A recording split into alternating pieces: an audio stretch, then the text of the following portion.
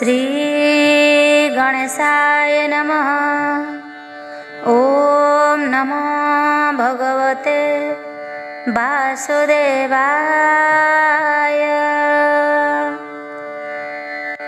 देवी भागवत आरंभ करने पूर्व आसंतो श्री दुर्गांकर स्तुति करिबा। जय जय दुर्गा मागो संकट तारिणी, दुष्ट दैत्य नाश करी रखिल धरणी। देवता रखिल माँ भक्षिण सुर, रक्षणी भक्षणी नाम अटे जे तुम्भर। स्थावर जंगम कीट आदि चारि साने, तुम्भरी अंगरो जात हेले रूप घेनी।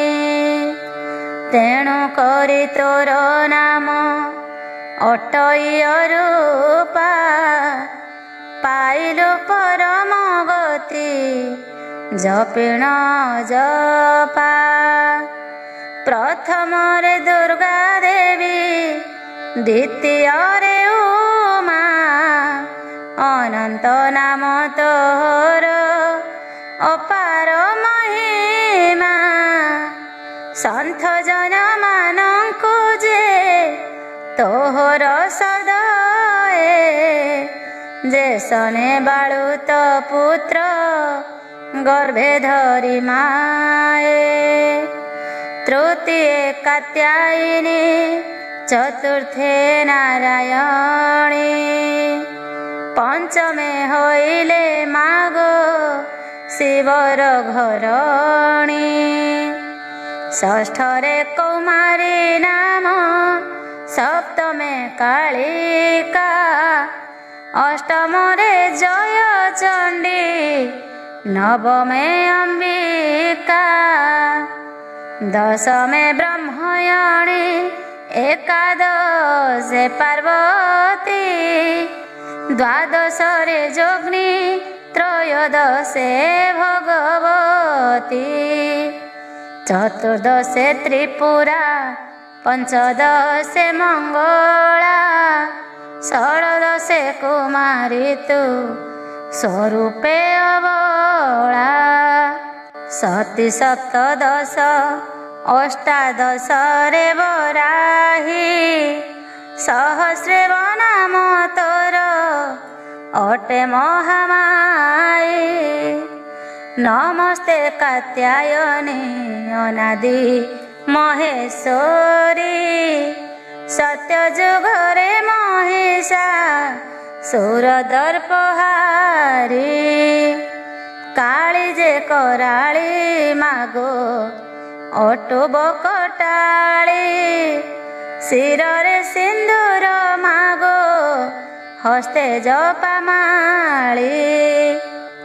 हरिंक घरणी मागो कैलास मंडणी, विंध्यगिरी वासिनी माँ दुरित निवारिणी। अनंत कोटि ब्रह्मांडे असुर माइल, 14 ब्रह्मांडे महा माई बोलाइल। सुरपान रे जे तुम्भे होई मति भोल, रण रंग स्थले मागो क्रीड़ा गति तोर। तोते सुमरणा जे करई सचिपति, स्वर्गपुर संपद गो सुखे विलासंती। तोते सुमरणा मागो करंती कुबेर, धनपति पणे मागो विख्यात संसार। विष्णुकर पुरे मागो नाम सरस्वती, ईश्वरंक घरे मागो बोलाऊ पार्वती। एक हस्ते खरपरमा ଅନ୍ୟ ହସ୍ତେ ଖଣ୍ଡା ଅନର୍ଗଳ ତେଜ ମାଗୋ ସିଦ୍ଧି ପର ଚଣ୍ଡା। ମନ୍ଦାର ପୁଷ୍ପରେ ତୋର ଭୂଷଣ ଶରୀର ବାହୁରେ ତାଡ଼ ତୋରି ଚରଣେ ନୂପୁର। ଏମନ୍ତ ଦିବ୍ୟ ରୂପ ଧରିଣ ତୁ ଗିରିଜା ବିଷ୍ଣୁ ରୂପେ ମୋହିଲୁ ସମସ୍ତ ଜନ ପ୍ରଜା। ଆତଙ୍କ ନାଶିନୀ ବାରେ ମୋତେ ଦୟା କର ଘୋର ବିପତ୍ତିରୁ ମାଗୋ ବାରେ ପାରି କର। ତୁମ୍ଭକୁ ଯେ ଭାବେ ତାକୁ ନ ପଡ଼େ ପ୍ରମାଦ ସବୁ ତେଜା କରି ମାଗୋ ସେବେ ତବ ପାଦ। ମାର ବା ତାର ପାଦେ ପଶିରି ଶରଣ ଅଧମ ସନ୍ତାନ କରୁ ମା କର ଗୋତାରଣ। ଶ୍ରୀମଦ୍ ଦେବୀ ଭାଗବତ ଦ୍ୱାଦଶ ଅଧ୍ୟାୟ ସୁଦ୍ୟୁମ୍ନ ରାଜାଙ୍କୁ ସୁନ୍ଦରୀ ପ୍ରାପ୍ତି। କହନ୍ତି ସୁତ ଋଷି ଶୁଣ ତପବନ୍ତ ବୁଧଙ୍କର ବୀର୍ଯ୍ୟରେ ପୁରୁର ବାଜାତ। ମହାତ୍ମା ସୁଧର୍ମାତ୍ମା ଦାନଶୀଳ ବର ସର୍ବଦା ଯଜ୍ଞ ଅନୁଷ୍ଠାନରେ ତତ୍ପର। ଇଳା ନାମ୍ନୀ କ୍ଷତ୍ରିୟ ରମଣୀ ଗର୍ଭରୁ ଯେଉଁ ପରି ଜନ୍ମିଲେ ଶୁଣରୁ ସିମେରୁ। ସୁଦ୍ୟୁମ୍ନ ନାମେ ରାଜା ଥିଲେ ପୂର୍ବ କାଳେ ଗଣ୍ଡ ଦେଶ ମଣ୍ଡିତ କୁଣ୍ଡଳ ଯୁଗଳେ। କରରେ ଅଳଗବ ଧନୁ ବର ଧରି ବାଣ ପୂର୍ଣ୍ଣ ତୁଣୀର ପୃଷ୍ଠ ଦେଶେ ଭରି। ଅମାତ୍ୟଙ୍କ ସହିତ ଆବୃତ ହୋଇଲେ ସିନ୍ଧୁ ଦେଶ ସମ୍ଭବ ଘୋଡ଼ାରେ ବସିଲେ। ମୃଗୟା କରିବାକୁ ମାନସ ବଳାଇ ବିଚରଣ କରିଲେ ବନ ମଧ୍ୟ ଯାଇ। ସେ ରାଜା ବନ ଦେଶେ କରିଣ ଭ୍ରମଣ ଗୁରୁ ଜାତି ମୃଗାଦି କରିଲେ ମାରଣ। ଶଶକ ଯେ ଶୁକର ଗଣ୍ଡା ଯେ ଗବୟ ସରଭ ସୁମହିଷ ସୁମର ନିଚୟ। ଅରଣ୍ୟ କୁକୁଟାଦି ଯଜ୍ଞ ପବିତ୍ର ପଶୁବନ ମଧ୍ୟରେ କରିଣ ନିହତ। କ୍ରମେ କ୍ରମେ ମୃଗୟା କରି କରି ଭଲେ କୁମାର ବନ ମଧ୍ୟେ ପ୍ରବେଶ ହୋଇଲେ। ସେ କୁମାର ମନ୍ଦାର ତରୁ ରାଜି ରାଜି ସୁମେରୁ ଅଧ ଦେଶେ ଦିଅଇ ବିରାଜି। ସ୍ଥାନେ ସ୍ଥାନେ ଅଛଇ ଅଶୋକ ଲତିକା ଦମ୍ପତିଙ୍କ ଅଟେ ସେ ଅଶୋକ ଲତିକା। ବକୁଳ ଶାଳ ତାଳ ତମାଳ ଚମ୍ପକ ପଣସ ଆମ୍ବ ନିପ ଡାଳିମ୍ବ ମଧୁକ। ନାରିକେଳ ଯୁଥିବା କଦଳୀ ନିଚୟ ବୃକ୍ଷଲତା ପ୍ରଭୃତି ଫଳ ପୁଷ୍ପଚୟ। ମାଧବୀ ଲତା ମଣ୍ଡି ମଣ୍ଡପ ସକଳ ଶୋଭାରମ୍ଭ ସମ୍ଭାର ବିସ୍ତାର କେବଳ। ବନସ୍ଥ ମଧ୍ୟବର୍ତ୍ତୀ ସରୋବରରେ ହଂସ କାରଣ୍ଡକାଦି ବନଚରଙ୍କରେ। ପରିବ୍ୟାପ୍ତ ହେବାରୁ ହରଇ ମାନସ ମାନସ ସରୋବର ପରା ହୁଏ ଦୃଶ୍ୟ।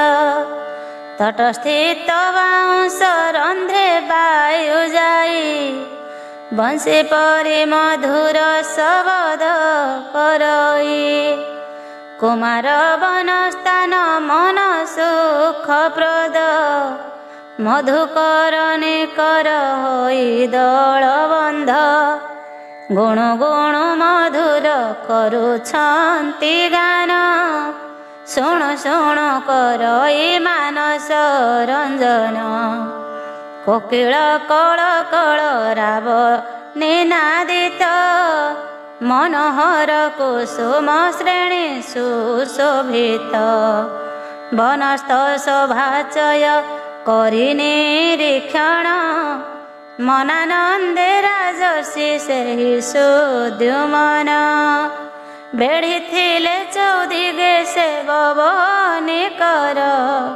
ପ୍ରବେଶ ହୋଇଲେ ଯାଇବନ ବ୍ୟନ୍ତର ପ୍ରବେଶିବା ତକ୍ଷଣେ କନିଆ ହୋଇଲେ ବିମନିଆ ହୋଇଣ ଛାନିଆ ହୋଇଲେ ଘୋଡ଼ାଟି ମଧ୍ୟ ହୋଇ ଗଲା ମାଇ ଘୋଡ଼ା ଘୋଟିଲା ସେ ରାଜାଙ୍କୁ ଚିନ୍ତା ତମ ବେଢ଼ି ଏହା କି ହେଲା ବୋଲି ଭାବି ବାରମ୍ବାର ଲଜ୍ଜା ଜୁତେ ଦୁଃଖିତ ହେଲେ ନରବର କି କରିବି ମୁଁ ଏବେ କେଣେ ଯିବି ଅବା ନଗରେ ସ୍ତ୍ରୀ ଭାବେ ପ୍ରବେଶିବି କିବା ଲଜ୍ଜା ଶୀଘ୍ରାସୀଣ ଦେଲା ନାରୀ ଭାବେ ରାଜା ହୋଇ ପ୍ରଜାଙ୍କୁ ପାଳିବି କି ଭାବେ ଠକିଦେଲା କିଏ ସେ ଏ ରୂପରେ ମତେ ହାଦଇବ କିପରି ଜୀବଇଁ ପୁରତେ ସୁତଙ୍କର ଅଦ୍ଭୁତ ଏହି ବାକ୍ୟ ଶୁଣି ଆଶ୍ଚର୍ଯ୍ୟରେ ପଚାରି ଦେଲେ ଋଷି ଶ୍ରେଣୀ ଦେବପମ ଭୂପତି ସେ ସୁଦ୍ୟୁମ୍ନଙ୍କର ସ୍ତ୍ରୀ ଭାବ ପ୍ରାପ୍ତ ହେବା ଅତି ଚିତ୍ରକର ଅତଏବ ତାହାଙ୍କ ସ୍ତ୍ରୀ ଭାବ ସମ୍ପନ୍ନ କାରଣକୁ ବଢ଼ାଇ କହନ୍ତୁ ଆପଣ ମନୋହର କୁମାର ବନେ ସେ ରାଜର୍ଷି କି କରୁଥିଲେ କହ ବିସ୍ତାରି ହେ ଋଷି ସୁତଦେବ କହନ୍ତି ଶୁଣ ହେ ସୌନକ ସନକ ଆଦି ଋଷି ଗଣଟି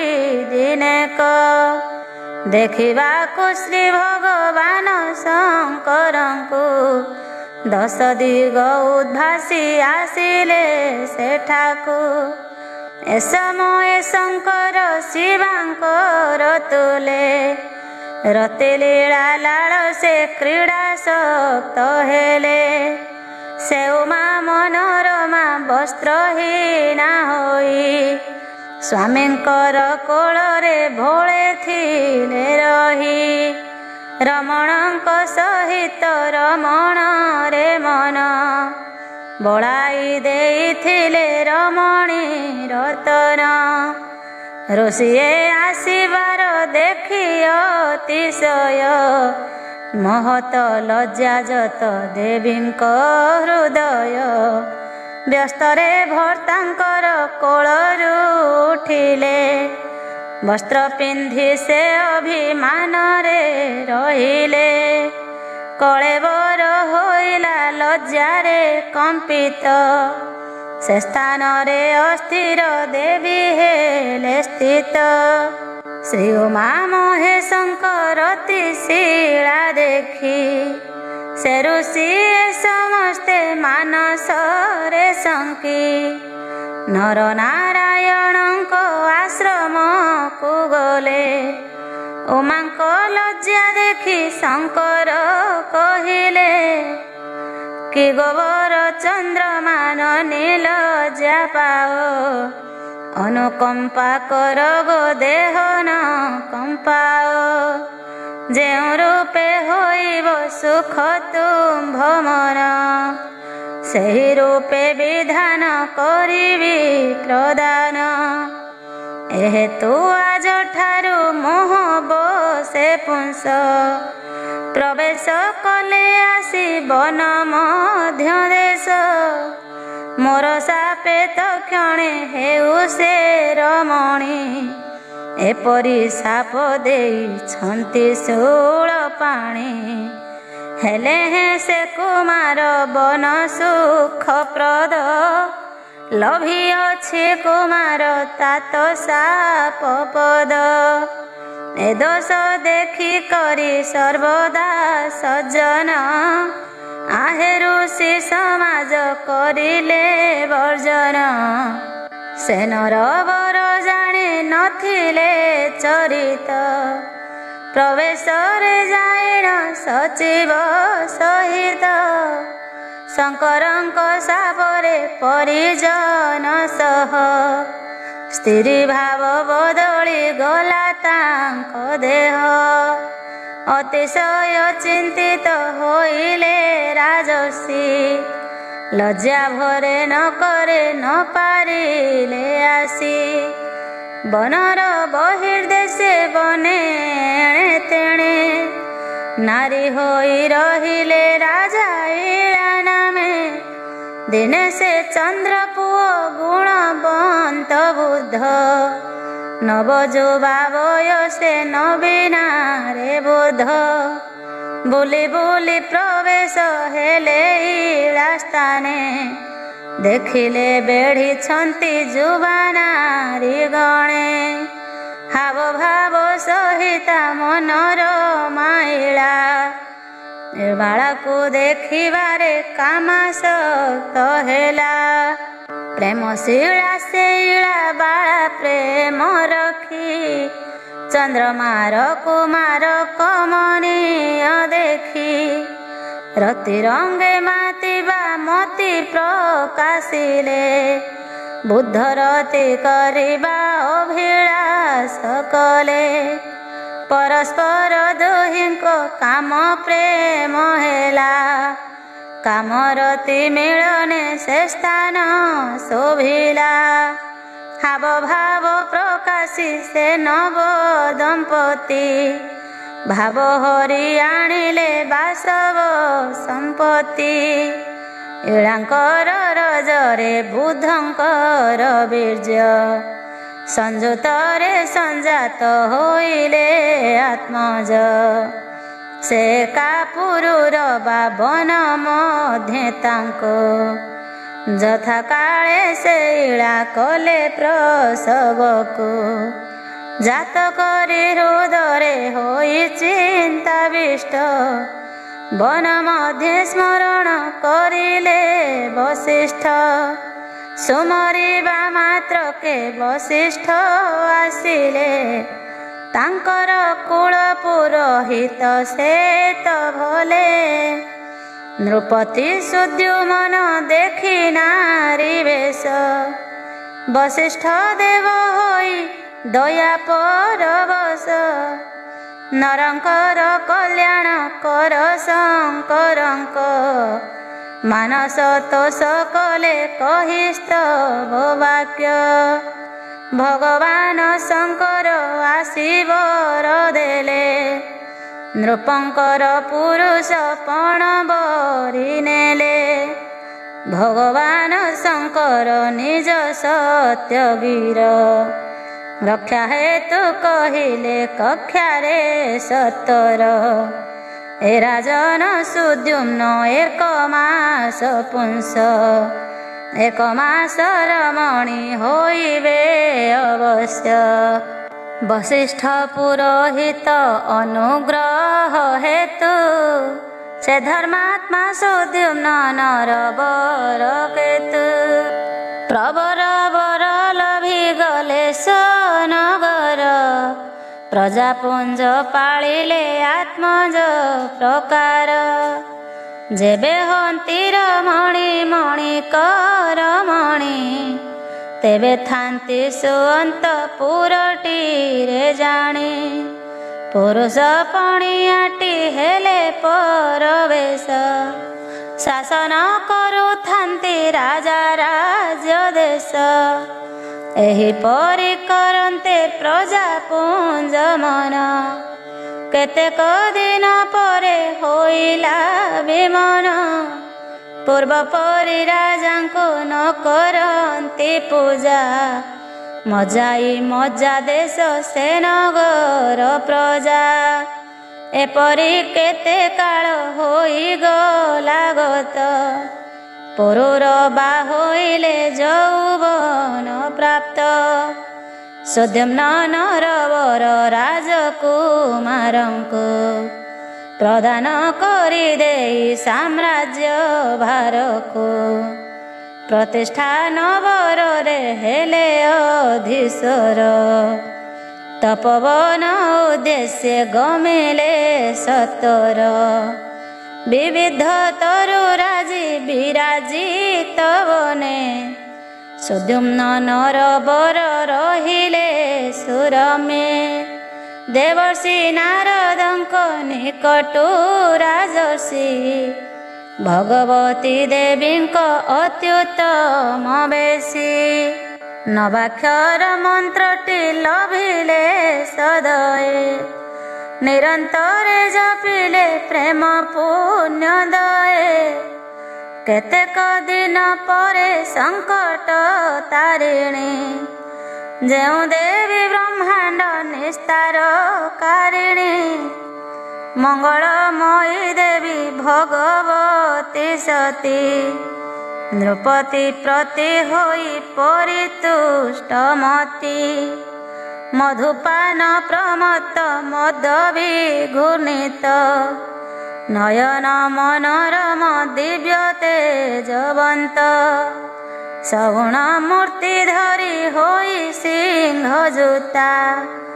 राजांकर सम्मुखे हेले आविर्भूता सुद्युम्न राजा इळा रमणी रूपिणी देखिले जगन्माता सुदिव्य रूपिणी प्रेमाकुल नयने अवनत शिरे प्रणिपात करिले परम प्रीतिरे प्रकाश कले स्तव देवींकर आग जग जननी आज की मो भाग्य सर्वलोकंक हित कर लौकिक तुम्भ रूप मु पापी करिली बिलोक काम मोक्ष पद चरण जे कमले सुरवृंद सेवित नमयी विमले आगो जननी समुदाय सुरगण मनुमुनि मानव जक्षर क्षगण तृतीय ऐश्वर्यर विषय न जानी जानिबा परि मने हेउथांती टाणी ए मर्त्य भुवन रे मानव के अछि तुम्भ तत्व विषय समस्त जानेछि मु देखिन अखिल ऐश्वर्य तुम्भर दिन जने हेबार दया कुपार आग मात हेउछि मु अति विस्मय थय कर मते गो मु तोहर पुओ ब्रह्मा विष्णु महेश इंद्र चंद्र सूर्य पवन जे वरुण कुबेर सहज अष्टवसु जाहांक प्रभाव न जानी कष्ट पाउअछंती तुष्ट नहि पुणी कि प्रकार मो परि निर्गुण मानव तुम्भ गुण ग्रामर विषय जानिब आगो मात सीत द्युति भगवान साक्षात विष्णु सेहि कमला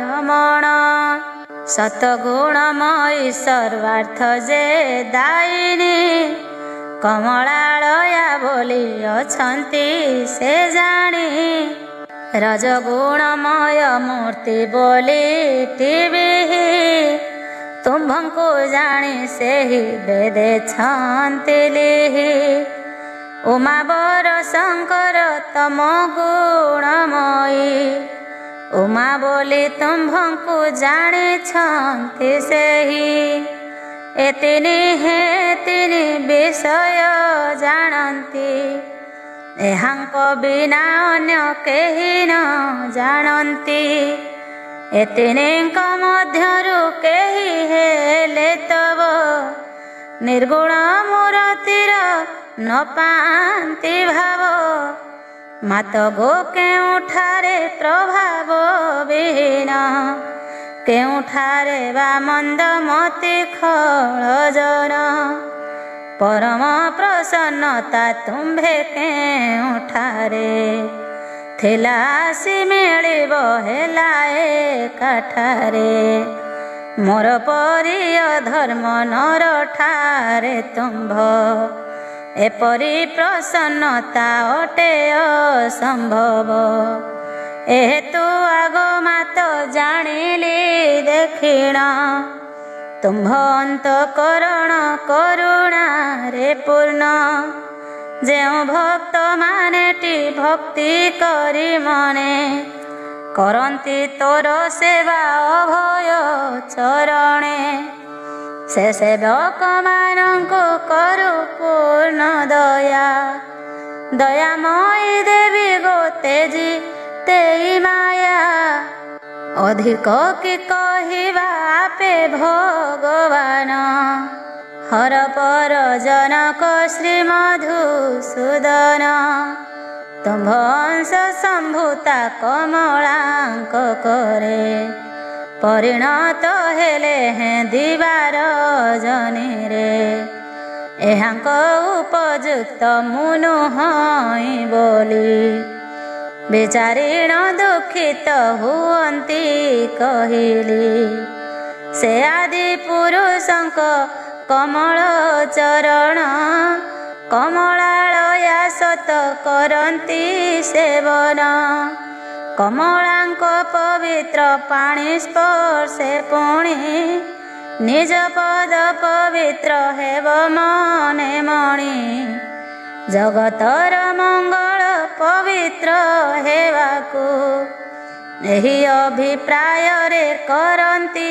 ସେବାକୁ ଆଗମାତ ବିଚାର କରେ ମୁଁ ଏସନ ସେ ପୁରାଣ ପୁରୁଷ ବିଷ୍ଣୁ ଭଗବାନ ଅଶୋକ ତରୁ ପରି ଆତ୍ମନତିତେ ଅଶୋକ ସେ ହୋଇଣ ସୁଆନନ୍ଦ ଚିତେ ଭବଦୀପ ଶ୍ରୀପଦ ଆଘାତ ପ୍ରାର୍ଥନା ଭଗବାନ କରିବା ହେତୁଟିରେ ସିନା ସୁର ବୃନ୍ଦ ବନ୍ଦିତ ସ୍ମରାର୍ଥ ହୋଇଲେ ରତି ଲୀଳା ବିଳାସେ ଆନନ୍ଦେ ସେ କାଳେ ମାଗନ୍ତି ରତି ରସ ପଡ଼ି ପାଦ ତଳେ କୋପରେ ପାଦାଘାତ କରତେ ତେବେଳେ କଳା ବଳାହ କରେ ଚପଳା ଚଞ୍ଚଳା ଖେଳା ଲୀଳା କରିଲା ପରାଏ ବିମଳା ଭଗବାନ ବିଷ୍ଣୁଙ୍କ ସୁନ୍ଦର ଶ୍ରୀଅଙ୍ଗେ ବିସ୍ତୃତ ବକ୍ଷସ୍ଥଳ ପର୍ଯ୍ୟଙ୍କରେ ରଙ୍ଗେ ବସିଲ ତୁମ୍ଭେ ଯାଇ ଜଗତ ଈଶ୍ୱର ଦିଶନ୍ତି ସେ ବାହନ ପରାଏ ତୁମ୍ଭର କୋପ କରି ହରିଙ୍କୁ ତୁ ଛାଡ଼ିବୁ ଯେବେ ଶକ୍ତିହୀନ ସେ ହେବେ କେହି ନ ପୂଜିବେ ଆଗମାତ ପ୍ରତ୍ୟକ୍ଷ ସିଦ୍ଧ ଏହା ଜନେ ଶ୍ରୀବିହୀନ ହୋଇଲେ ପ୍ରଶାନ୍ତ ସଜନେ ସେ ପୁରୁଷ ବରକୁ ଜାଣିଣ ନିର୍ଗୁଣ ପରିତ୍ୟାଗ କରନ୍ତି ତାତ୍ମା ଅଗଣ ଆଗମାତ ବଳା ବୋଲି କରି ମତେ ଉପେକ୍ଷା ନ କର ଗୋ ଚାହ ଦୟା ନେତ୍ରେ ବ୍ରହ୍ମାଦି ବୃନ୍ଦାରକ ବୃନ୍ଦ ହର୍ନିଶ ଆଶ୍ରୟ ନେଉଛନ୍ତି ତୋ ପାଦ ସାରସ ସେ ବିବୁଧେ ମଣି ଦୀପରେ ଯେ ଜୀବତୀ ମୂରତି କି ଧାରଣ କରିକି ନାହାନ୍ତି। ମୁଁ ଜାଣେ ଆଗମାତ ସେମାନଙ୍କୁ ଏବେ ପୁରୁଷ ମୂରତିକୁ ଦେଇଛୁ ତୁ ଭାବେ। ଅନନ୍ତ ବୀର୍ଯ୍ୟଶାଳିନୀ ଗୌତୁମ୍ଭ ଶକ୍ତି କରିବ କେ ବର୍ଣ୍ଣନା କାର ଅଛି ଶକ୍ତି।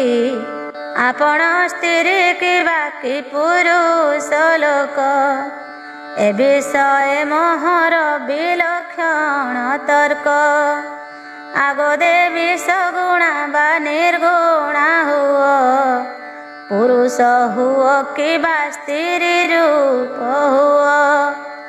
ଭକ୍ତିପୂର୍ଣ୍ଣ ହୃଦୟ ତୋ ପଦ କମଳେ ନମସ୍କାର କରଇ ନିଷ୍କାମ ବିମଳେ। ମୋର ଶେଷ ପ୍ରାର୍ଥନା ହେଲେ ସୁମରଣ ଅଚଳା ଭକ୍ତି ତବ ହେଉ ସୁମରଣ। ଇଳା ରୂପିଣୀ ସେହି ମହିପ ସୁଦ୍ୟୁମ୍ନ ସ୍ତବ କରି ଦେବୀଙ୍କ ହୋଇଲେ ଶରଣ। ସେ ଜଗତ ଅମ୍ବିକା ଦେବୀ ତ ସହେଲେ ସେହି କାଳେ ସେ ସ୍ଥାନେ ସେ ରାଜାଙ୍କୁ ଭଲେ। ବ୍ରହ୍ମମୟୀ ସୁବିଦ୍ୟା ଆଦ୍ୟା ମହାଶକ୍ତି ପ୍ରଦାନ କଲେ ନିଜ ସାଜୁଜ୍ୟ ସୁମୁକ୍ତି। ଇଳାବାଳୀ ରୂପିଣୀ ଶ୍ରୀଦେବୀ ପ୍ରସାଦେ ମୁନିଗଣ ଦୁର୍ଲଭ ସ୍ଥିରତର ପ୍ରଦେ। ପ୍ରାପ୍ତ ହେଲେ ଏଠାରେ ପ୍ରଥମ ସ୍କନ୍ଧରେ ଶ୍ରୀଦେବୀ ଭାଗବତ 12 ଅଧ୍ୟାୟରେ। ପୁରୁର ବାଜନମ ଚରିତ ସମ୍ପୂର୍ଣ୍ଣ ହୋଇଲା ଦେବୀଙ୍କର ସୁଦୟାରେ ପୂର୍ଣ୍ଣ। ନଗରାଜ ଯେ ମାଗ ଭଗବତୀ ସତୀ ମାଗଇ ତବ ପାଦେ ଦିଅ ଦୃଢ଼ ଭକ୍ତି। ବାଲାଜୀ ରଣା ରହେ ଭବ ଭୟ ଚୟ କ୍ଷୟ କର ଦେବୀ ଗହୀଣ ସଦୟ। ତ୍ରୟୋଦଶ ଅଧ୍ୟାୟ ଉର୍ବଶୀ କଥୋପକଥନ। କହନ୍ତି ସୁତ ଆହେ ମହର୍ଷି ଶୁଣ ସ୍ୱର୍ଗ ଦୁର୍ଗ ଗଲେ ତ ସୁଦ୍ୟୁମ୍ନ ରାଜନ। ପରମ ରୂପ ଗୁଣଶାଳୀ ଧର୍ମ ଧ୍ୱଜା ପ୍ରଜାପୁଞ୍ଜ ରଞ୍ଜକ ପୁରୁର ବାରାଜା। ସୁରମ୍ୟ ପ୍ରତିଷ୍ଠିତ ପ୍ରତିଷ୍ଠାନ ପୁରେ ଅବସ୍ଥାନ କରିଲେ ପ୍ରଜା ପାଳନରେ। ରାଜକୀୟ ଧର୍ମାନୁସାରେ ସ୍ୱରାଜତ୍ୱ କରନ୍ତି କେ ନ ଜାଣେ ମନ୍ତ୍ରଣା ମହତ। ଅପର ପରଙ୍କର ସୁମନ୍ତ୍ରଣା ବଳେ ଅଭିପ୍ରାୟ ଜାଣନ୍ତି ଅଭିଜ୍ଞତା ବଳେ। ସର୍ବୋତ୍ତମ ଉତ୍ସାହ ଶକ୍ତି ପ୍ରଭୁ ଶକ୍ତି ସମଭାବେ ସର୍ବଦା ବିକାଶ କରନ୍ତି। ସାମଦାନ ଆଦି ଉପାୟ ଯେ ଯେତେକ ବଶ୍ୟତାପନ୍ନ କରିଥିଲେ ନୋ ନାୟକ। ବର୍ଣ୍ଣାଶ୍ରମ ମାନଙ୍କୁ ସ୍ୱଧର୍ମରେ ରଖି ପ୍ରଜାପୁଞ୍ଜ ପାଳନ୍ତି ନ୍ୟାୟ ନ୍ୟାୟ ଦେଖି। କରିଲେ ନାନାବିଧ ଯଜ୍ଞ ଅନୁଷ୍ଠାନ ଦେଇ କରି ବହୁତ ଦକ୍ଷିଣା ରାଜନ। ନାନାବିଧ ବିସ୍ମୟକର ଦାନ କଲେ ବିଶ୍ୱଜୟ ପତାକା ବିଷେ ଉଡ଼ାଇଲେ। ଏପରି ରାଜାଙ୍କର ଲୌକିକ ରୂପ ଔଦାର୍ଯ୍ୟ ଯେ ସ୍ୱଭାବ ସୁଗୁଣ ଅମୀପ। ଅସୀମ ସୁସମ୍ପଦ ବିଷମ ଶ୍ରବଣେ ଅପସରି ଉର୍ବଶୀ ବରା ମନେ ମନେ। ନରବର ରତ ନିରମଣ ରେ ମାତି ରାତି ଦିବାନେ ବାରେ ବଳାଇଲେ ମତି। ଏପରି କିଛି ଦିନେ ମାନିନି ଉର୍ବଶୀ ବ୍ରହ୍ମଶାପେଶ୍ୱର ଗୁମର୍ତ୍ତ୍ୟପୁରେ ଆସି ସର୍ବଗୁଣ ସମ୍ପନ୍ନ ପୁରୁର ବାଙ୍କର କର କଞ୍ଜ ଧରିଲେ କରିଣ ସବର ସମ୍ବୋଧନ ପୂର୍ବକ କରାଇ ନିୟମ କହିଲେ ହେ ସମ୍ମାନ ପ୍ରଦରାଜୋତ୍ତମ ଏ ମେଣ୍ଢା ପିଲା ଦୁଇ ଆପଣଙ୍କ ଠାବେ ମୁଁ ରଖିଲି ରକ୍ଷଣାବେକ୍ଷଣ କରିବେ ମୋର ଏ ପୁତ୍ର ସମ ତୁମ୍ଭେ କଲେ ରକ୍ଷା ହେ ନର ବର ହେବ ମୋ ସମ୍ମାନ ରକ୍ଷା କରିବି ମୁଁ ସର୍ବଦା ସୁଘୃତ ଭୋଜନ ଅନ୍ୟ ଭୋଜ୍ୟ ବସ୍ତୁରେ ନାହିଁ ପ୍ରୟୋଜନ ପୁଣି ଏକ ବିଷୟ ମନେ ରଖିଥିବ ମୈଥୁନ କାଳ ବିନା ହେ ନର ପୁଙ୍ଗବ ବିବସ୍ତ୍ର ହୋଇବାର ଆପଣ ସହଜ ନ ଦେଖିବି ମୁଁ କେବେ ଆହେ ମହାରାଜ ସତ କରି ମୋ ଆଗେ କର ଏ ନିୟମ ଏ ବଚନ ମୋହର ନ କରିବ ଭଗ୍ନ ମୋ କଥା ଛାଡ଼ିଦେଲେ ଆପଣଙ୍କୁ ଛାଡ଼ି ପଳାଇବି ସେ କାଳେ ଛାଡ଼ି ଯିବ ପ୍ରୌଢ଼ୀ ସୁଅଙ୍ଗୀର କଥାରେ ଅଙ୍ଗୀକାର କଲେ ସାପ ମୁକ୍ତ ସକାଶେ ଉର୍ବଶୀ ରହିଲେ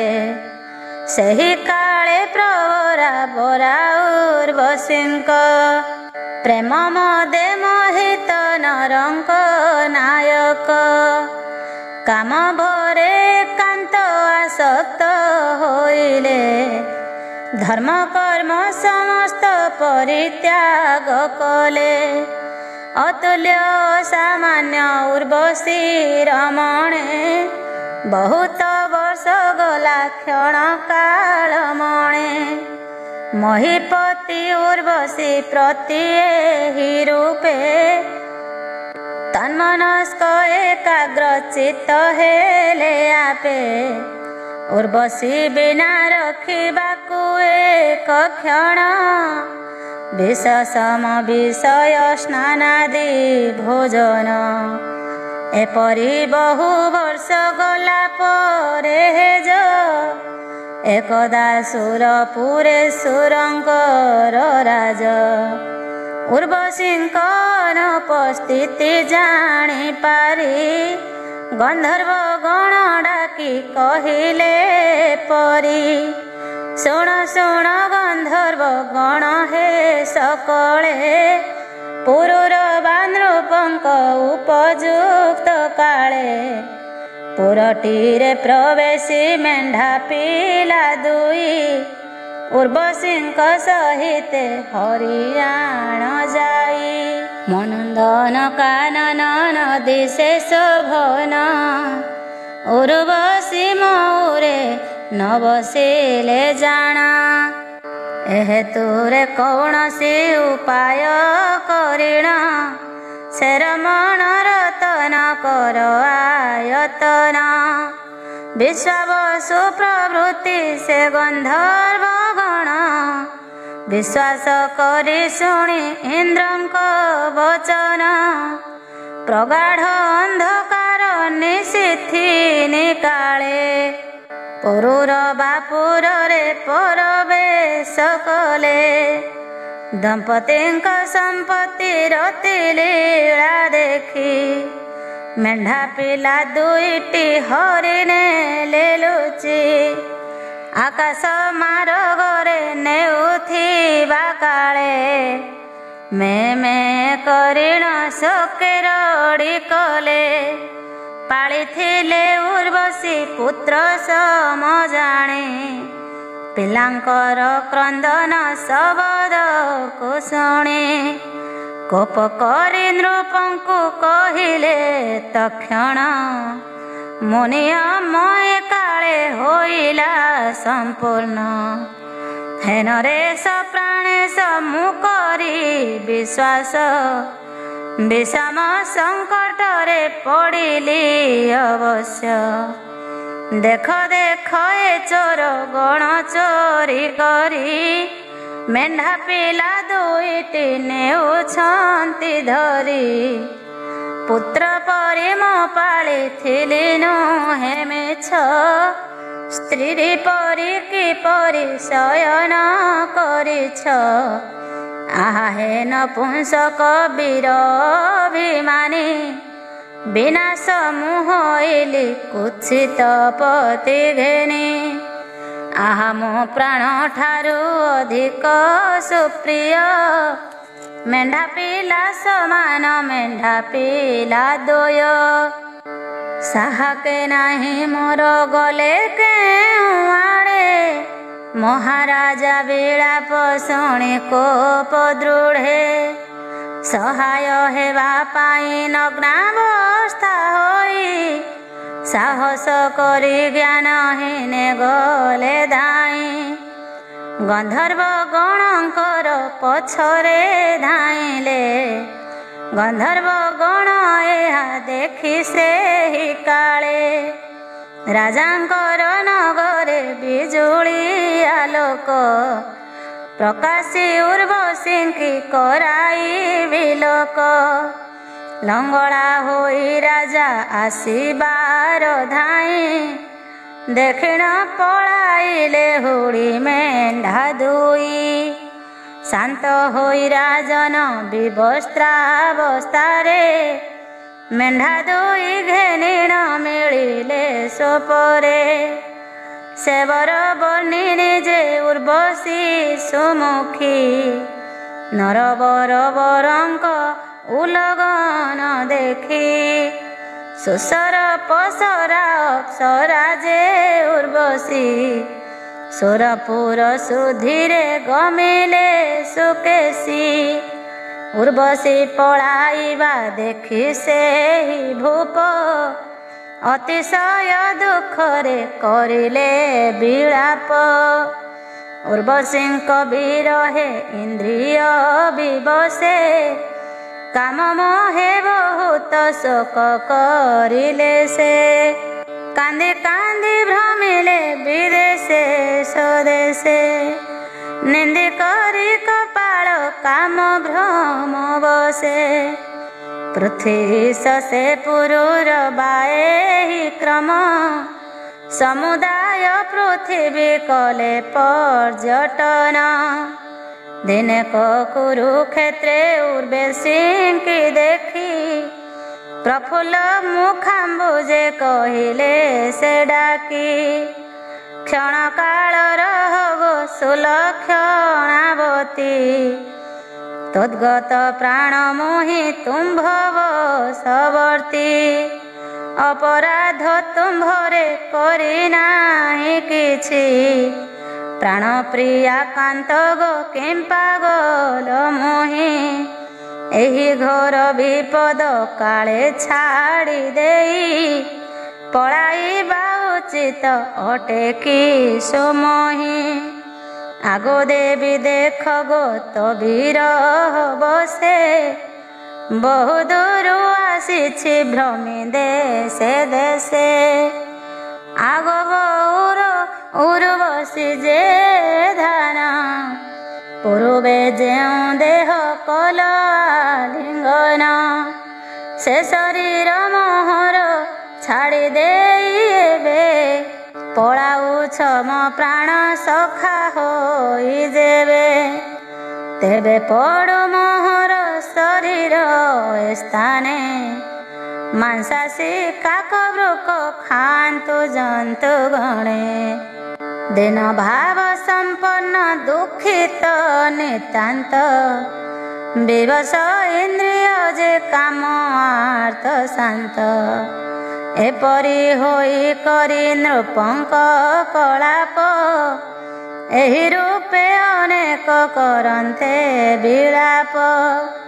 ତାହାଙ୍କୁ ଦେଖି କରି ଉର୍ବଶୀ କହିଲେ, नितांत ज्ञानहीन होइल बोइले आहे राजा तुम्भर असामान्य ज्ञान क्षणादि परि गला काहे क्षण हे पार्थिव तुम्भर नाही ज्ञान किछि मृकगण पराए रमणी को बाछि रमणी गण माने अकृत्रिम प्रेम काहार सहित रे न करंती जान एणु आहे नरेश केवे स्त्री लोकरे विश्वास न करिब पुणी चोरंकरे अतएव नरह जाओ महाभाग सुखरे राज्य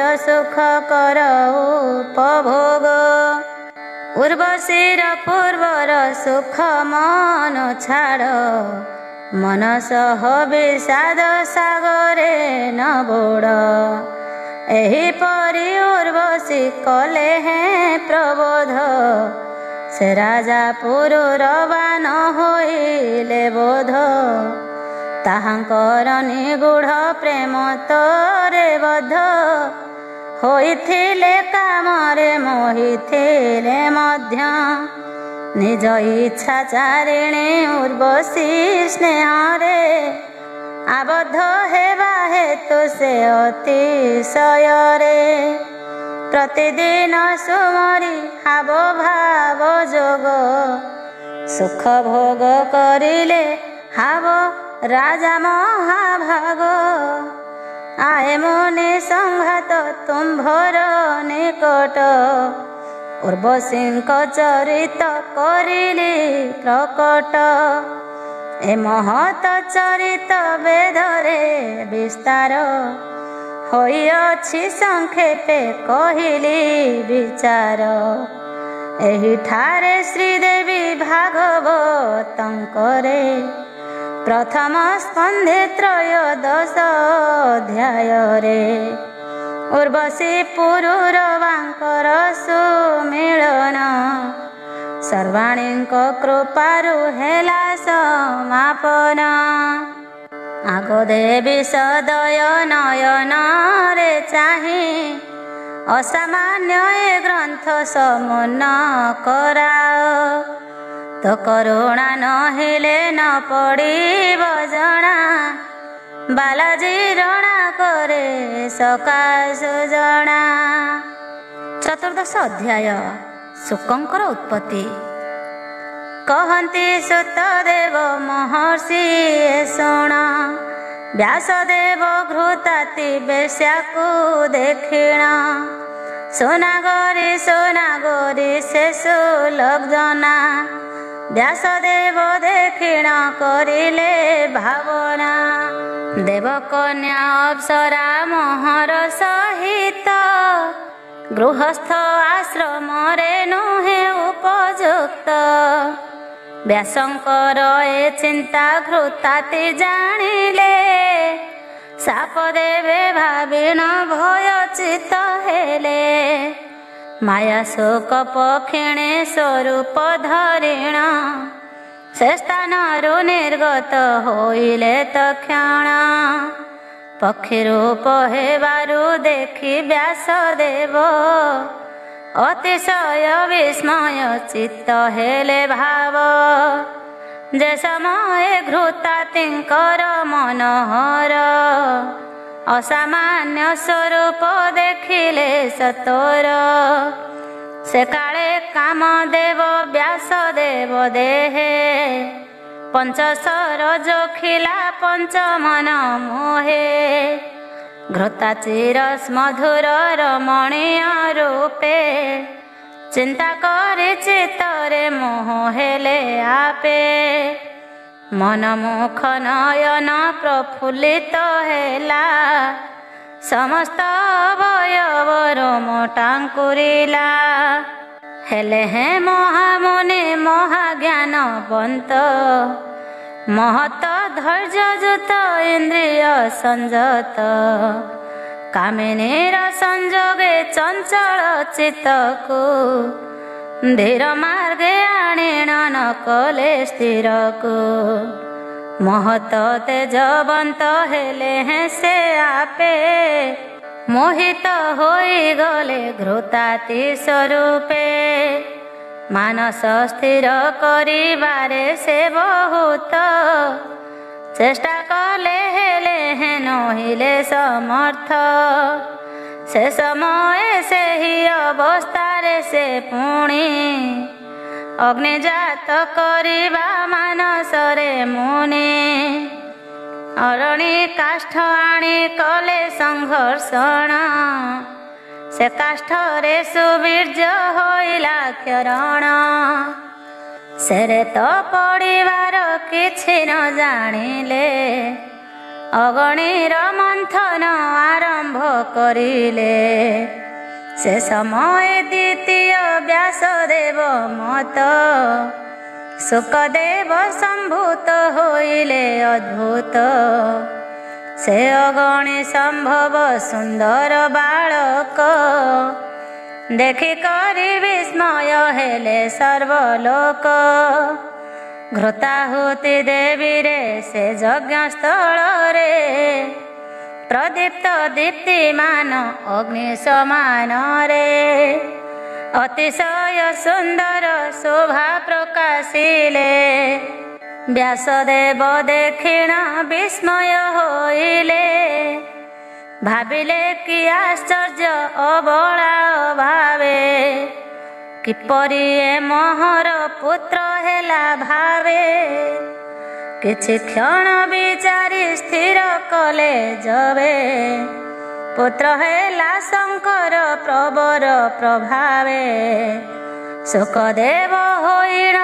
ଅରଜ ସଞ୍ଜାତ ଜାତ ବେଦ ସମାନ ହେଲେ ତେଜବନ୍ତ ସେ କାଳେ ବ୍ୟାସଦେବ ଏକତା ଦୃଷ୍ଟିରେ ନିରୀକ୍ଷଣ କରିଲେ ପୁତ୍ରକୁ ସତରେ ଦିଶୁଛନ୍ତି ଆନନ୍ଦମୟ ମୂର୍ତ୍ତି ସମ ହୋଇଛନ୍ତି ସୁଦିବ୍ୟ ତେଜରେ ସମ୍ପୂର୍ଣ୍ଣ ଗାର୍ହପତ୍ୟ ଅଗ୍ନିର ନ୍ୟାୟ ଦୀପ୍ତିମାନ ହୋଇଛନ୍ତି ହରନ୍ତି ମାନସ ନୟନ ଶୁଣ ହେ ଋଷିଗଣ ସେ କାଳେ କି ଭାବି ହିମାଳୟ ପର୍ବତ ସ୍ୱୟଂ ଗଙ୍ଗା ଦେବୀ ଯାଇ କରି ନିଜର ପବିତ୍ର ଜଳରେ ଅଭିଷେକ କରିଲେ ଶୁକ କଳେବରେ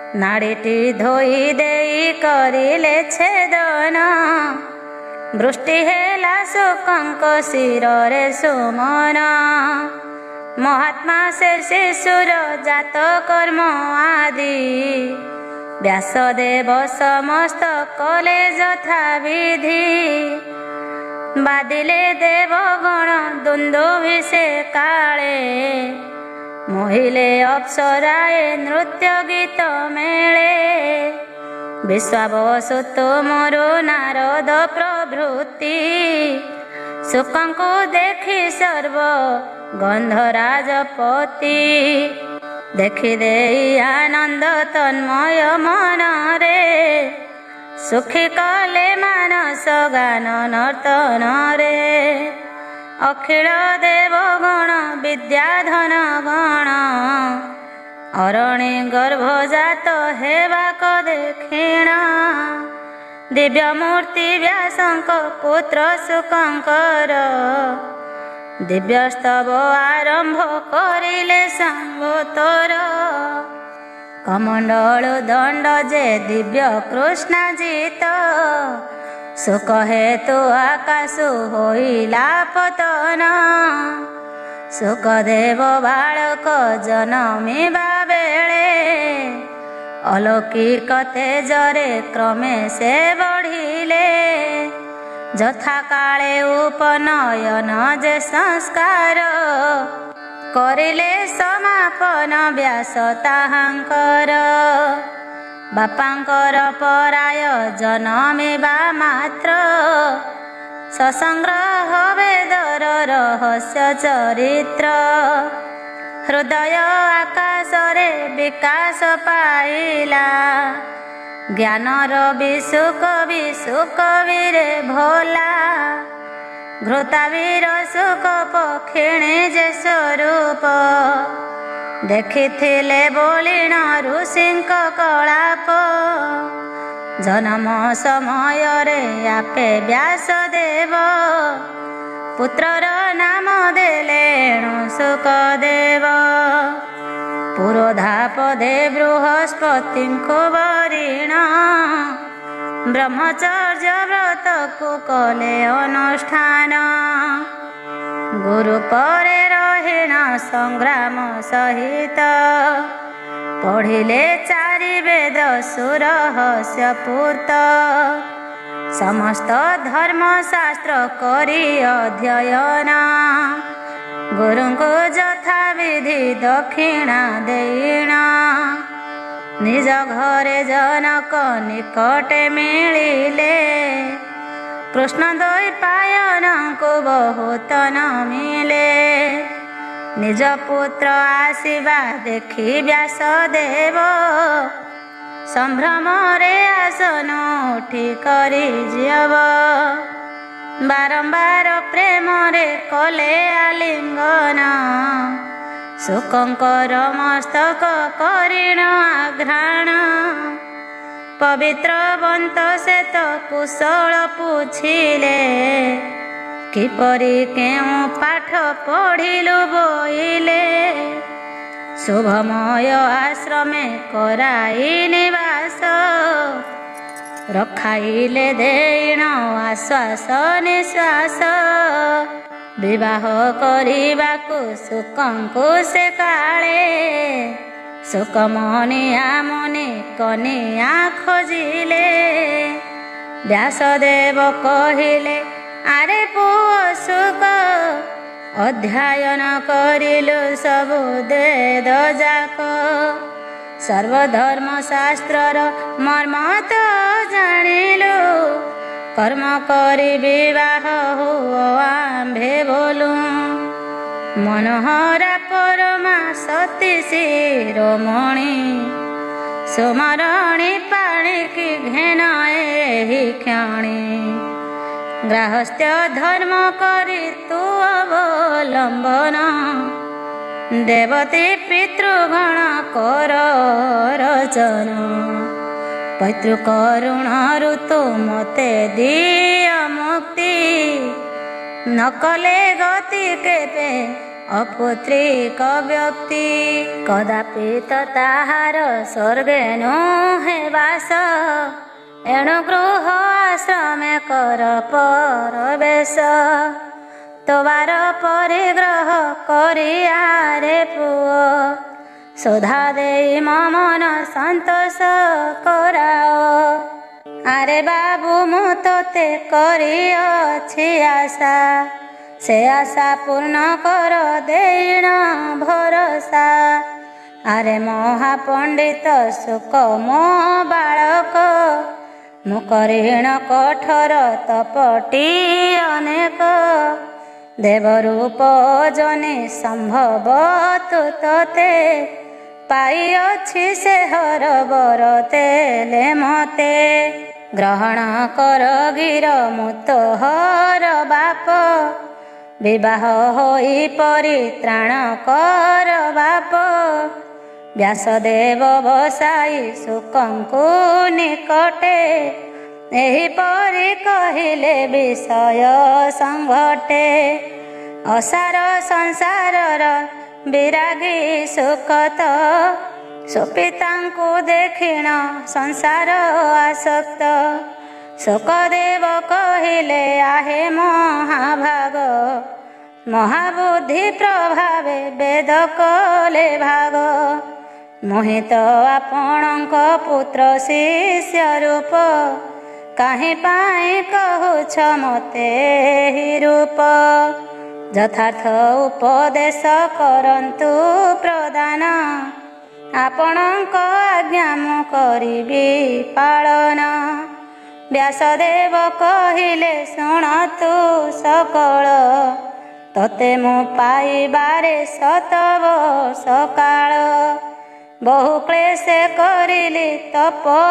ଅନୁଷ୍ଠାନ ଭଗବାନ ଶଙ୍କର ପଦ ଆରାଧନା ସେ ହରଙ୍କର ବର ପ୍ରଭାବ ସଫଳେ ତତେ ପୁତ୍ର କରିଣ ଲଭିଲି ଏକାଳେ ପ୍ରାର୍ଥନା କରି ମୁହିଁ ସେ ପୃଥ୍ୱୀନାଥଙ୍କୁ ଦେବି ତୋତେ ସଂସାର ପ୍ରଚୁର ଅର୍ଥକୁ ଘେନ ମୋର ବଚନ ଯୌବନ କାଳେ ସଂସାର ସୁଖ ସାର ଭୋଗ କର ବୋଲେ ପିତାଙ୍କର ଏ ପିତା ଗିର ସୁଖ ଶୁଣି ଜିତାତ୍ମା ସୁପଣ୍ଡିତ ସେ କହିଲେ ବାଣୀ ଦେଖ ପିତା କହୁଛ ଏହି 3 ଲୋକେ ଦୁଃଖ ବିନା ସୁଖଟି ଲଭନ୍ତି କି ଲୋକେ ଦୁଃଖ ସ୍ଥିତ ସୁଖରେ କିସ ସୁଖ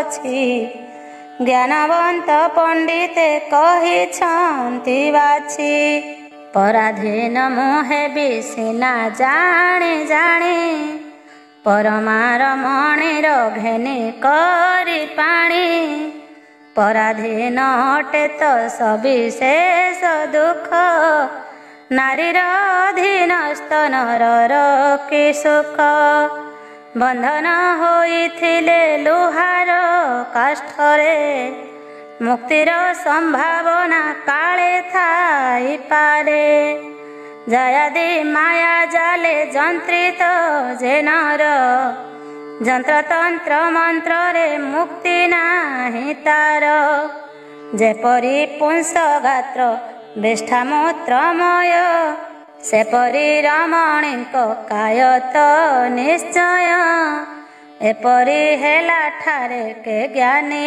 ସାଧବ ରମଣୀ ମୂତ୍ର ଦେହ ପ୍ରୀତି କି କରିବ ଆହେ ବାପ ମୁଁ ଯେବେ ଅଜନି ସମ୍ଭବ ସେ ଜନିରେ କିପରି ମୋ ପୀରତି ହେବ କେବଳ ଏ ଜନ୍ମରେ ନୁହେଁ ବୋଲି ଜାଣ ପୂର୍ବ ଜନ୍ମେ ଜନିରେ ମୁଁ ନହିଛି ଜନ୍ମ ଅନୁପମ ଆତ୍ମାର ତତ ସୁଖ ଏଡ଼ି ବିଷ୍ଠା ଭୋଗ ସୁଖକୁ ବସିବି କି ଲୋଡ଼ି କେବେ ହେଁ ଆତ୍ମାରାମ ମହାତ୍ମା କଳାପ ବିଷୟ ଭୋଗ ସୁଖେ ନୁହନ୍ତି ଲୋଲୁପ ଯେତେବେଳେ ପଢ଼ିଲି ଏ ସକଳ ବେଦ ତତ୍ତ୍ୱ ବୁଝି ସେ କାଳେ ହେଲି ମୁଁ ନିର୍ବେଦ ସେ କେବଳ କର୍ମର ମାର୍ଗ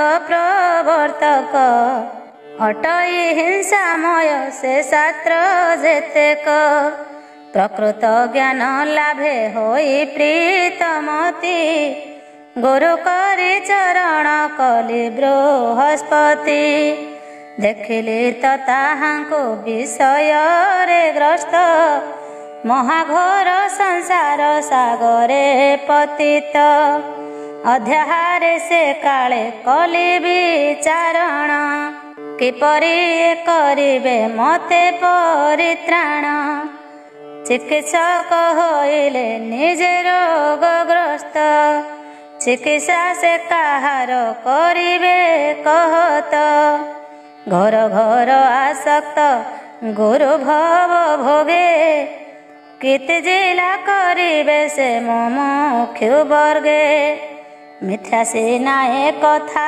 ଭାବିଲି ସେ କାଳେ ମଥାରେ ନମି କରି ଗୁରୁ ପାଦ ତଳେ ଆପଣଙ୍କ ନିକଟେ କଲି ଆଗମନ ହେ ତତ୍ତ୍ୱଜ୍ଞ ସୁତତ୍ତ୍ୱ ଜ୍ଞାନ ଅଛି ମନ ସଂସାର ଭୁଜଙ୍ଗରୁ ବାରେ କର ରକ୍ଷା ଦେଇ କରି ଦୟାରେ ତତ୍ତ୍ୱଗତ ଶିକ୍ଷା ମହାଘୋର ସଂସାର କ୍ଷେତ୍ରେ ନିଶିଦିନ ଭ୍ରମୁଛନ୍ତି ନକ୍ଷତ୍ର ଚକ୍ରେ ଜୀବଗଣ ସୂର୍ଯ୍ୟଙ୍କର ପରାୟ ବିଶ୍ରାମ ଆଶ୍ରୟ ସୁଖ ଭୋଗ କରିବା ନାହିଁ ତ ସମୟ ଆତ୍ମତତ୍ଵ ବିଚାର କରିଲି ହେ ବାପ, ଦୁଃଖମୟ ସଂସାରେ ସୁଖ କି ଅଳପ, ବିଷ୍ଠାରେ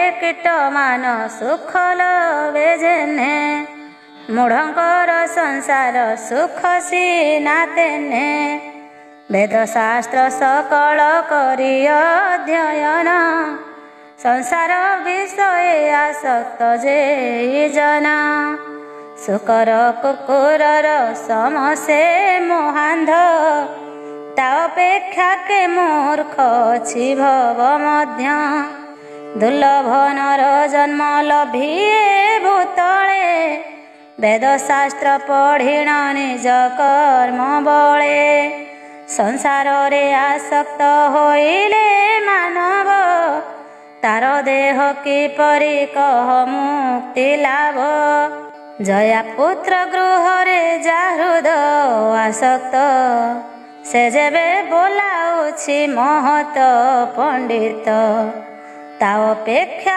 ଆଶ୍ଚର୍ଯ୍ୟ ବିଷୟ କି ଅଛି, କହତେ ବେକେ ମୂର୍ଖ ସଂସାରେ ହୋଇଛି, ତ୍ରିବିଧ ମାୟା ଗୁଣେ ଏ ସଂସାର ଗୁଣେ, ବନ୍ଧନ ନହିଛନ୍ତି ଯେଉଁ ନର ଗଣେ, ସେହି ସିନା ମହତ ମେଧାବୀ ପଣ୍ଡିତ, ଯଥାର୍ଥରେ ଶାସ୍ତ୍ରର ବୁଝିଛି ମର୍ମାର୍ଥ, ମାୟାମୟ ସଂସାର ଦୃଢ଼ ବିବନ୍ଧନ, ମୂଢ଼ ଶାସ୍ତ୍ର ପଢ଼ିବା କିସ ପ୍ରୟୋଜନ, ଯେଉଁ ଶାସ୍ତ୍ର ଦିଅଇ ଭବରୋଗ ତଡ଼ି, ପଢ଼ିବାର ଉଚିତ ସେହି ଶାସ୍ତ୍ର ଲୋଡ଼ି, ଦୃଢ଼ରେ ପୁରୁଷଙ୍କୁ ବାନ୍ଧିବାକୁ ଇଛି, ଗ୍ରହଣ କରିବାରୁ ଗୃହ ବୋଲାଉଛି,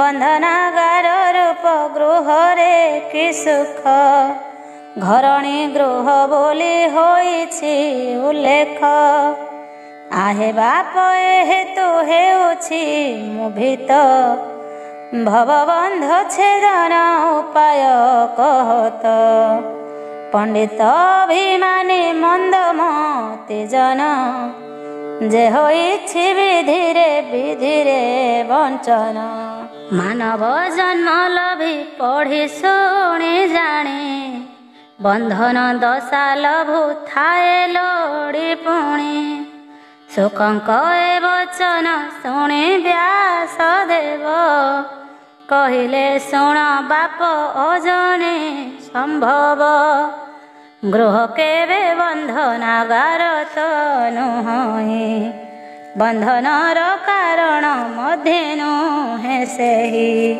ଯେ ନର ଅନାସକ୍ତ ଅଟଇ ସଂସାରେ, ଗୃହସ୍ଥ ହେଲେ ମଧ୍ୟ ମୁକ୍ତି ଲାଭ କରେ, ଗୃହସ୍ଥାଶ୍ରମେ ରହି ସତ୍ୟବାଦୀ ହୋଇ, ନ୍ୟାୟ ଅନୁସରି ସୁଅର୍ଥ ଯେ ଅର୍ଜଇ, କଲେ ବେଦ କଥିତ ସୁକ୍ରିୟା ଶ୍ରଦ୍ଧାଦି, ମୁକ୍ତି ଲାଭେ ସମର୍ଥ ହୁଏ ଯଥାବିଧି, ବ୍ରହ୍ମଚାରୀ କିୟ ବା ବାନପ୍ରସ୍ଥାଶ୍ରମୀ, ଆନ ଆନ ପ୍ରକାର ଆଶ୍ରମ ଯେ ଶ୍ରମୀ, ଦେଖ ସର୍ବେ ମଧ୍ୟାହ୍ନ ପରେ ଗୃହସ୍ଥର, ଗୃହସ୍ଥର ଆଶ୍ରୟ ନିଅନ୍ତି ସତର, ଧର୍ମ ପରାୟଣ ଗୃହସ୍ଥମବାସୀ, ଶ୍ରଦ୍ଧା କରି ମଧୁର ବଚନକୁ ବାସି, ଅନାଦି ଦାନ ଦେଇ ତାଙ୍କୁ ଉପହାର, ତାହାଙ୍କର କରନ୍ତି ବହୁ ଉପକାର, ଏହେତୁ ପୁତ୍ର ଦେଖ ଗୃହାଶ୍ରମ ସମ, ନ ଦେଖେ ଶୁଣି ନାହିଁ କେ ଧର୍ମ ଉତ୍ତମ, ଏହେତୁ ବଶିଷ୍ଠାଦି ହେଲେ ହେଁ ମହାଜ୍ଞାନୀ, ଗ୍ରାହସ୍ଥ୍ୟ ଧର୍ମ କରିଅଛନ୍ତି ସେ ଜାଣି, ବେଦୋକ୍ତ ଯଥାବିଧି କଲେ ଅନୁଷ୍ଠାନ, ମାନବର ସାଧ୍ୟ କିଛି ନୁହେଁ ଜାଣ, ସତ୍କଳ ଜନ୍ମ କିବା ସ୍ୱର୍ଗ ଭୋଗ ବାଞ୍ଛା ମୁଖ୍ୟାଦି ଲାଭ ହୁଏ ଯାହାଙ୍କର ଇଚ୍ଛା। ଶାସ୍ତ୍ରର ଏ ନିୟମ ନାହିଁ ମନେ ଭାବ ଯାବଜୀବ କେବଳ ଏକାଶ୍ରମୀ ହେବ। ଧର୍ମବିଦ ପଣ୍ଡିତ କହିଛନ୍ତି ଏହା ସମୟ ଅନୁସାରେ ଛାଡ଼ି ଗୃହରାହା। ଆଶ୍ରମାନ୍ତର ହେଉଥିବ ଯଥାକ୍ରମେ ଆଶ୍ରୟ ନେଇ ଭଗବାନଙ୍କ ଚରଣେ। ଏହେତୁ ଆହେ ପୁଅ ଅଗ୍ନି ଘେନି ଏବେ କର୍ତ୍ତବ୍ୟ କାର୍ଯ୍ୟ କର ନିରଳସ ଭାବେ। ଆରେ ପୁଅ ମୁଁ ତୋର ବାପ ପୂଜ୍ୟତମ ମୁଁ କହୁଛି ତୁ କର ଗୃହସ୍ଥ ଆଶ୍ରମ। ବେଦୋକ୍ତ ବିଧାନରେ ପିତୃଙ୍କୁ ଦେବଙ୍କୁ ତୃପ୍ତିମତି କରାଅ ମାନବ ଜାତିଙ୍କୁ। ଗ୍ରାହସ୍ଥ୍ୟ ସୁଖ ସାର କର ଉପଭୋଗ ପୁତ୍ର ଜାତ କରିଣ ପୁତ୍ର ମହାଭାଗ।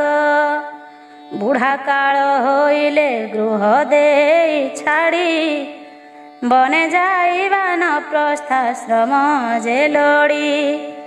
ଉତ୍କୃଷ୍ଟ ବ୍ରତ ଅନୁଷ୍ଠାନ କରି ବାବୁ ସନ୍ନ୍ୟାସ ଧର୍ମ ଅବଲମ୍ବନ କରିବୁ।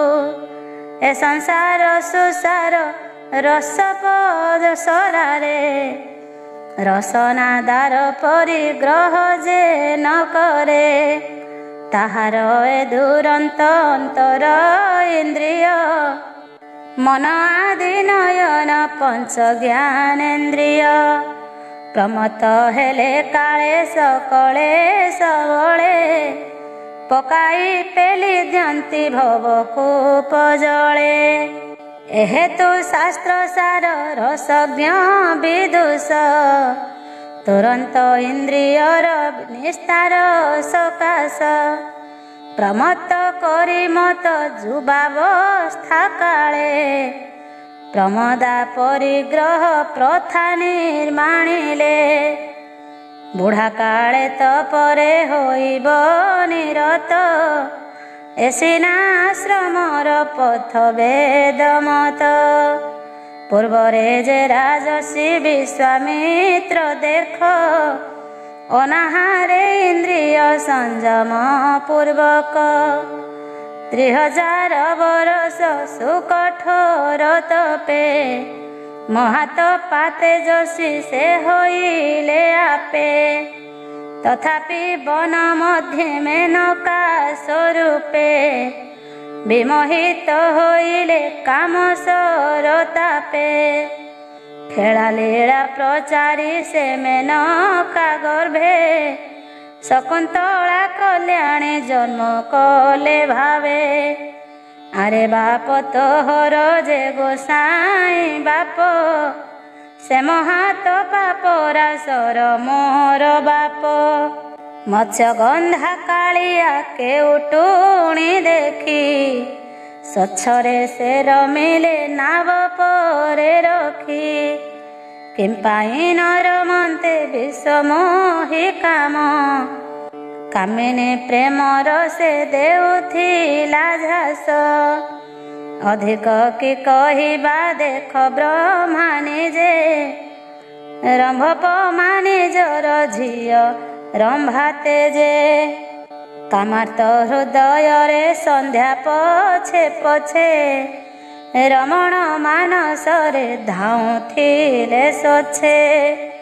ଶଙ୍କର ତାହା ଦେଖି ହୁଙ୍କାର କରନ୍ତେ ମୂର୍ଚ୍ଛାରେ ପଡ଼ିଗଲେ ନିବାରିଲେ ଅନ୍ତେ।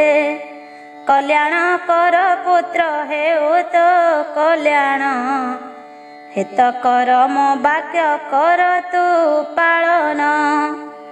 ସତ୍କଳରେ ସମ୍ଭୂତା କନ୍ୟା ଘେନି ପାଣି ବେଦ ଧର୍ମ ମାର୍ଗର ହୁଅ ଅନୁଗାମୀ। ଶ୍ରୀଦେବୀ ଭାଗବତ ଏ ମହାପୁରାଣେ ବେଦ ବୃକ୍ଷ ପ୍ରଥମ ସ୍କନ୍ଧ ଏହି ସ୍ଥାନେ। सुख जन्म सम्पूर्ण चतुर्दश अध्याय। जय हे सुखदेव जय जितेन्द्रिय। सुख जन्म चरित बालाजी रमण। शोक तेजी सर्वदा हेउ जे